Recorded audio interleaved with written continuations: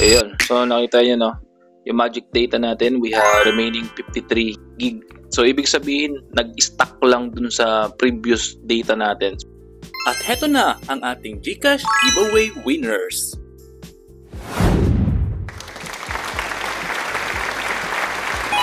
Ganito lang kadali sumali sa ating GCash giveaway. I-like, mag-subscribe at mag-comment lang kung bakit ikaw ang dapat manalo ng ating GCash giveaway.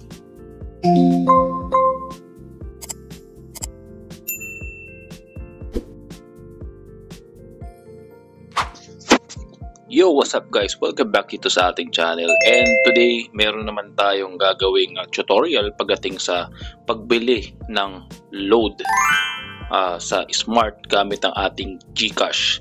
Alright, so paano ba natin to gagawin? As of now, no, nakita nyo naman, nasa application ako ng Smart.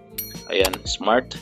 Alright, so nirefresh ko lang siya. Ito yung ating interface. And ayan yung mga notification niya. Meron siyang preload daily. Kayo nang bahala mag-explore. And at the moment, no active promo tayo mga kaibigan. So ang gagawin natin is bibili tayo or magpo-purchase tayo ng magic data. So yung magic data guys, ito yung load na kung saan no expiration siya. What do you mean by that? Ibig sabihin, in case na mawala ng connection yung wifi nyo, meron kayong backup. Katulad nung sa akin, lalo na kapag lumalabas din ako ng bahay, napaka-importante sa akin to. So first, ang gagawin natin, click lang natin yung More Magic. Okay. So hanapin natin yung Magic Data Plus, or click natin. And syempre, hindi sapat yan sa akin yung mga 2 gig, 6 gig, 24 gig. So bigger packs lang pipress natin.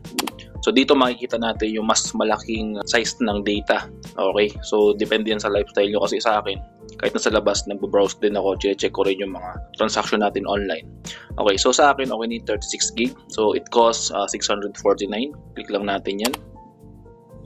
Okay, so nakalagay dito is you are about to subscribe to Magic Data Plus 649. Okay, so wala akong load balance.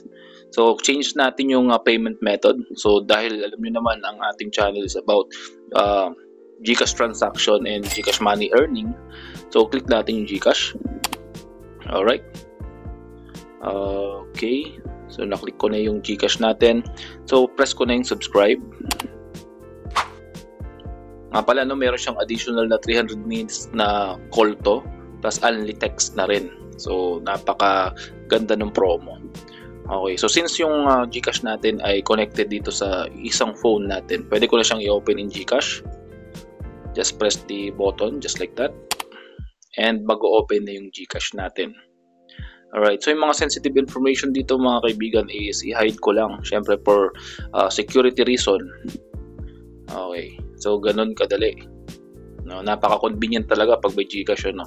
Pero napaka-ironic naman na bibili ako ng load si Smart gamit ang Globe. Alright. Anyway, yan na. Smart Giga Live. Yan. So, at the moment, meron akong 9,000 GCash. Yan yung mga na-earn natin dito sa mga earning application natin online. If you want to visit all the earning application, nasa description box natin yan at nasa pin comment na rin. And syempre, yung ating goal is to purchase this magic data. So, click ko na natin yung pay 649. Na-click ko na yan. Refresh lang natin. So, yan. So, redirecting to your merchant. Okay, so nakita ko naman na nag-vibrate ito, nag-notify na yung ating phone. So possibly ay nakapag-purchase na tayo ng magic data. Alright. So saan natin makikita? Check usage natin. Ayun. So nakita nyo, no?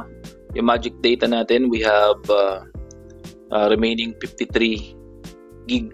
So ibig sabihin, nag-stack lang dun sa previous data natin. So akala ko kasi nag-expire na or naubos ko na lahat yung data ko dito sa Smart. So anyway, wala namang problema yun. So yung tutorial naman natin to is for our viewers in case na gusto nyo mag-avail ng gantong internet.